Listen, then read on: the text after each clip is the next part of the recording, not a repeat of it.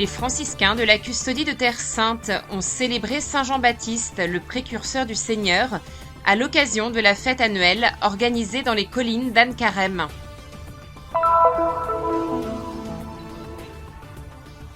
Les 22 et 23 juin, sa béatitude Théophile III et sa béatitude le cardinal Pierre Battista Pizzaballa ont effectué une nouvelle visite pastorale à Gaza. Ils étaient accompagnés de représentants de l'ordre de Malte pour la bénédiction d'un hôpital mobile. À travers les données bibliques et archéologiques, les professeurs du Studium Biblicum Franciscanum nous ont conduits dans une exploration approfondie des lieux liés aux apôtres Pierre et Paul en Terre Sainte, commémorés au cours du mois de juin.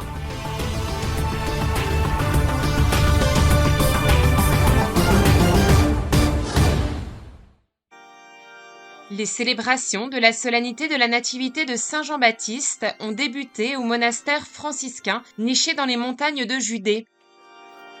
Le frère Ulysse Zarza, vicaire de la Custodie de Terre Sainte, a présidé les premières vêpres, auxquelles ont participé avec ferveur les communautés religieuses et plusieurs pèlerins. Tous se sont unis dans l'action de grâce pour le grand don du précurseur du Seigneur. La figura di Giovanni il Battista è sempre attuale. La figure de Jean-Baptiste demeure toujours actuelle. Dès l'Évangile, il apparaît comme l'homme de la mission. Il prend très au sérieux ce que le Seigneur lui a confié, à savoir la mission de préparer le chemin du Messie. C'est tellement important que les pères de l'Église, en particulier saint Augustin, disent qu'il est la voie qui prépare la venue de la parole. Jean est aussi l'homme de la conversion. Par toute sa vie, il montre le chemin qui mène au Christ. Selon le frère Ulysse, le Baptiste invite chaque chrétien à vivre son baptême avec authenticité et ferveur, en évitant de transformer sa mission en projet personnel et en laissant toujours le Christ grandir et demeurer le centre de son existence.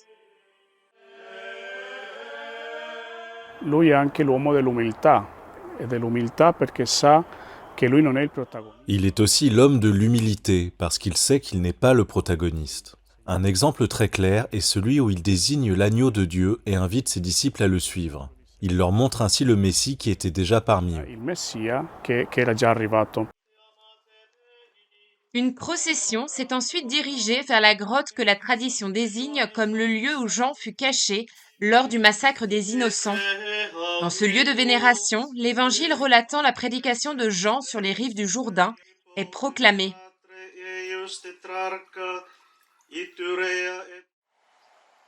Terra Santa ci parlano le pietre e le grotte e siamo nella grotta più importante. En Terre Sainte, les pierres et les grottes nous parlent. Nous sommes dans la grotte la plus importante du sanctuaire d'Ain-Kerem, lieu de naissance qui évoque également le symbole du soleil. C'est ici qu'est né le précurseur, Jean le Baptiste. Il precursore, cioè Giovanni Battista, è nato. L'église, l'une des plus anciennes de Terre Sainte, s'élève à l'endroit où, selon la tradition, vécut la famille de Zacharie et d'Élisabeth. Autrefois placée sous la protection de la maison royale d'Espagne, explique le frère Jerzy, elle conserve encore aujourd'hui les traces de cet héritage à travers les décors en faïence qui ornent ses murs et rappellent la riche tradition artistique et culturelle espagnole. Restée fermée pendant 7 ans en raison de travaux de restauration qui n'avaient jamais commencé, l'église a finalement rouvert ses portes, accueillant de nouveau les nombreux pèlerins venus pour la fête. Parmi eux figuraient des représentants du corps diplomatique espagnol, témoignant du lien historique qui unit ce sanctuaire à l'Espagne, mais aussi des personnes portant le prénom du saint, ainsi que tous ceux qui se préparent à partir pour une nouvelle mission. C'est une véritable action de grâce pour le don de la vie et pour ces 3 années passées en Terre Sainte. Ce fut un don de Dieu de pouvoir être ici et d'entendre le témoignage des chrétiens locaux, ainsi que celui de nombreuses personnes qui accomplissent et diffusent le bien. La célébration a été présidée par le custode de Terre Sainte, le père Francesco Yelpo, et concélébrée par le nonce apostolique, Monseigneur Giorgio Lingua, ainsi que par les frères de la custodie, venus participer à cette grande solennité. Le père Francesco Yelpo a rappelé aux fidèles que cette date coïncide avec l'anniversaire de sa nomination comme custode de Terre Sainte. Il a confié à Saint Jean-Baptiste son désir de ne jamais perdre l'émerveillement devant le mystère de l'amour de Dieu qui se manifeste à chacun de nous en toutes circonstances. À l'issue de la célébration, la procession s'est rendue jusqu'au lieu traditionnellement vénéré comme celui de la naissance de Saint Jean-Baptiste. Les frères y ont fait monter vers Dieu le cantique de bénédiction prononcé par Zacharie le jour de la naissance de son fils. Béni soit le Seigneur, le Dieu d'Israël, parce qu'il a visité et racheté son peuple. La chose la plus importante est d'entrer ici avec l'esprit de celui qui écoute ce que les siècles ont à nous dire. Cette grotte nous parle de la dévotion des pèlerins qui sont venus ici, et ce lieu nous offre une méditation sur l'identité de Jean. Il a désigné Jésus, l'agneau de Dieu, le Messie qui apporte le salut à tous. Messia che porta la salvezza per tutti.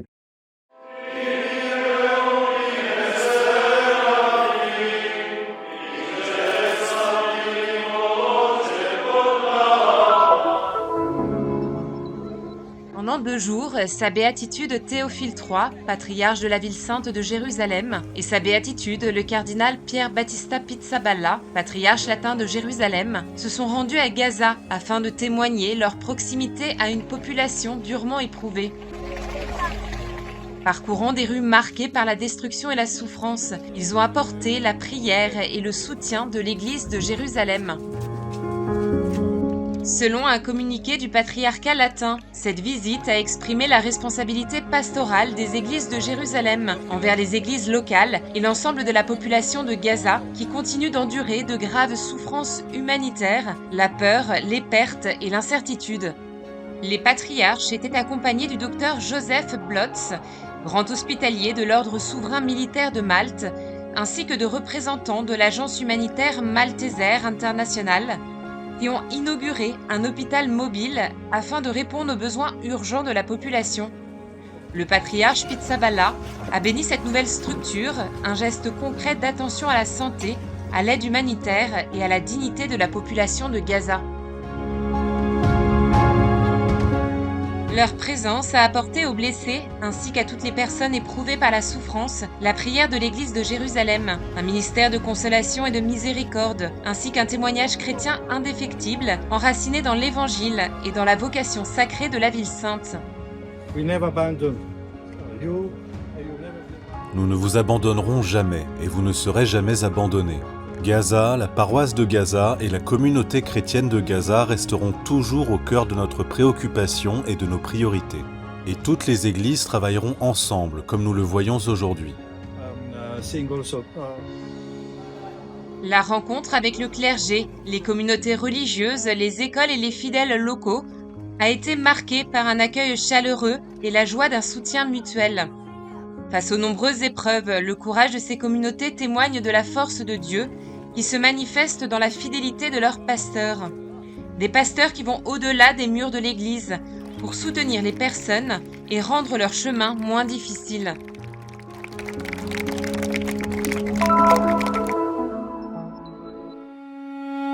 L'homme qui a contribué à transformer le visage de l'Empire romain a connu ici, à Jérusalem, l'emprisonnement et les chaînes. C'est en ce lieu même où Jésus fut condamné à la flagellation que l'apôtre Paul fut détenu et traduit en justice. Si nous lisons les Actes des Apôtres, Luc nous raconte au chapitre 21 que Paul, de retour de son 3e voyage missionnaire, se rend au temple que nous voyons ici à ma gauche. C'est précisément pendant sa prière au temple qu'il est arrêté. Il existe un fort parallélisme entre la passion de Jésus et celle de Paul. Né à Tars et formé à Jérusalem dans la plus stricte tradition pharisienne, le jeune Saul se distingue d'abord comme un ardent persécuteur des chrétiens. Mais sur le chemin de Damas, un événement inattendu bouleversa complètement son existence. Ce pharisien qui persécutait les chrétiens reçoit une révélation extraordinaire. Dieu lui révèle son Fils. À partir de ce moment, Paul comprend que la croix du Christ est l'unique voie du salut. Ainsi, le farouche persécuteur de l'Église devient l'apôtre des nations. De persécuteur à missionnaire, Paul franchit les frontières de la Judée. C'est dans la ville portuaire de Paphos, à Chypre, que sa mission prend une dimension universelle, ouvrant pour la première fois l'Évangile au monde païen.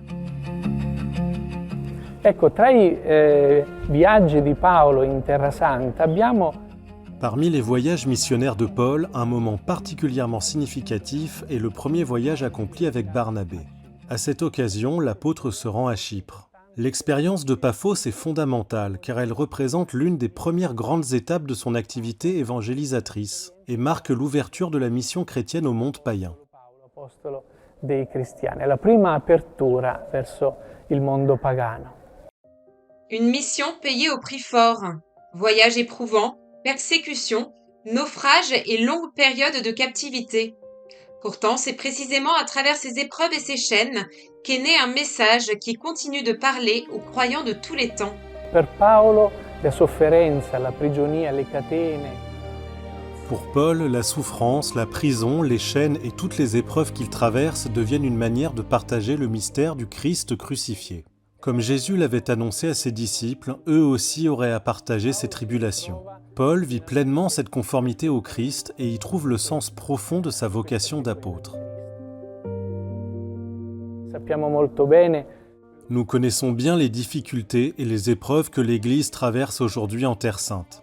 Paul nous enseigne à ne pas nous laisser décourager et à ne jamais perdre l'espérance. Dans la lettre aux Galates, il écrit « Ce n'est plus moi qui vis, c'est le Christ qui vit en moi ». C'est ce témoignage que nous sommes, nous aussi, appelés à offrir. Comme il l'a fait avec Paul, que le Seigneur fasse également de nous ses témoins.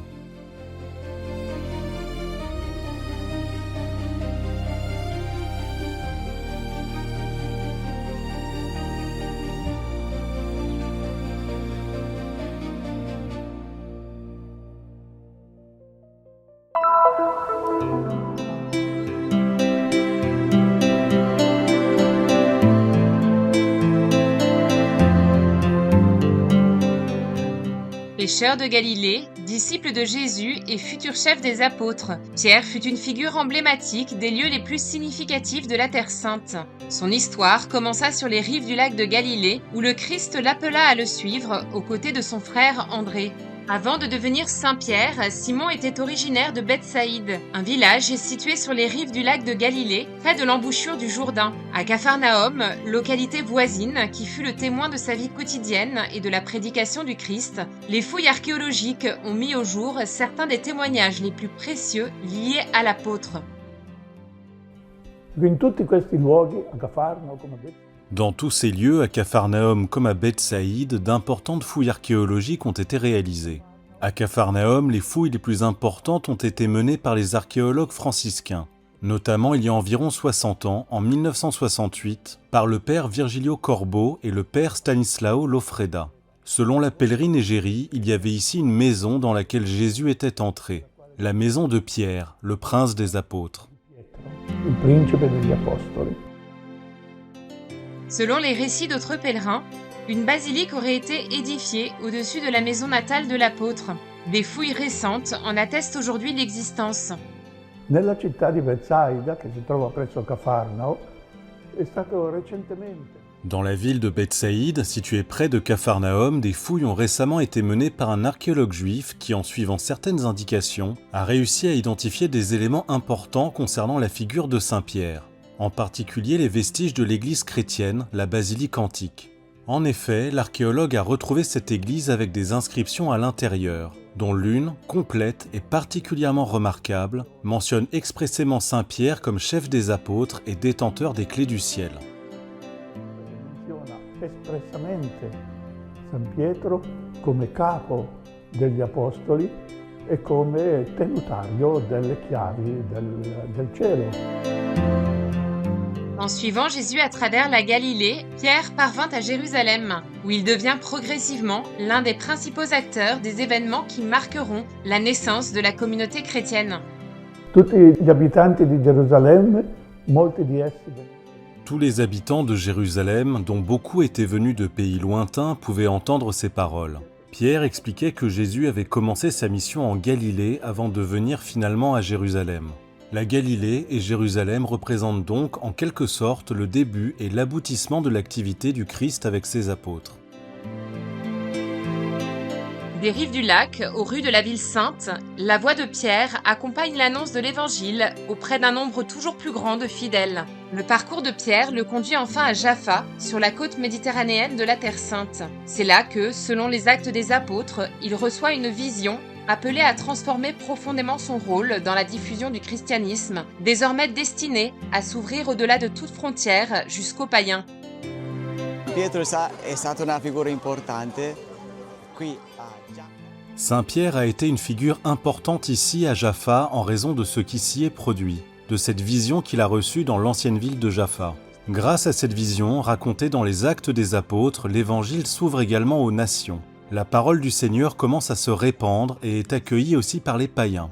Cette vision est d'une importance capitale, car Saint-Pierre est le roc sur lequel Jésus bâtit son Église, qui s'étend peu à peu jusqu'aux extrémités de la terre. sulla quale Gesù costruisce la sua chiesa e dunque si comincia a estendere pian pianino sino ai confini del mondo. Encore aujourd'hui, Jaffa conserve ce lien avec l'histoire de Pierre.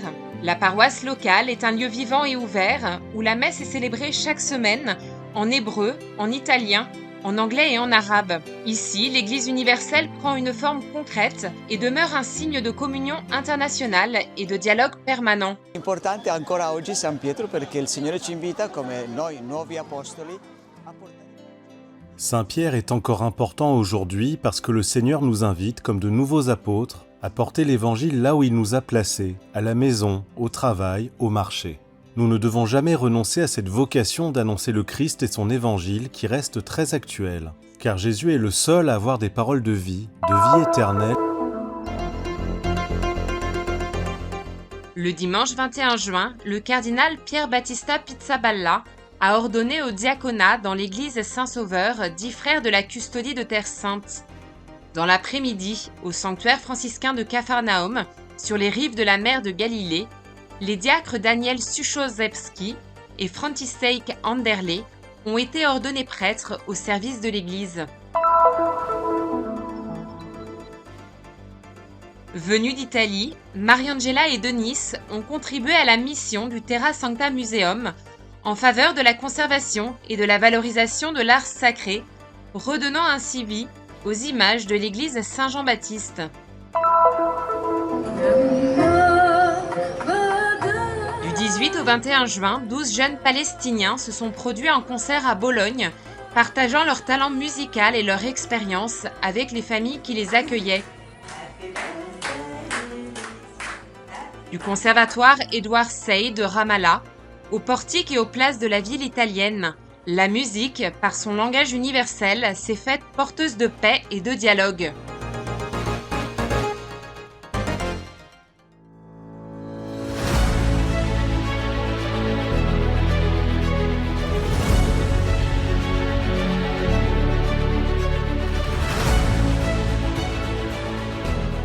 Faites un geste de solidarité et soutenez la mission de la custodie de Terre Sainte. Le Christian Media Center diffuse la bonne nouvelle du Christ en faisant connaître au monde la spiritualité des lieux saints et la vie des chrétiens locaux. Votre contribution nous aidera à porter toujours plus loin l'annonce du Seigneur ressuscité aux hommes et aux femmes de toutes les langues et de toutes les nations. Pour nous aider, il vous suffit de scanner ce QR code. Votre choix fait la différence.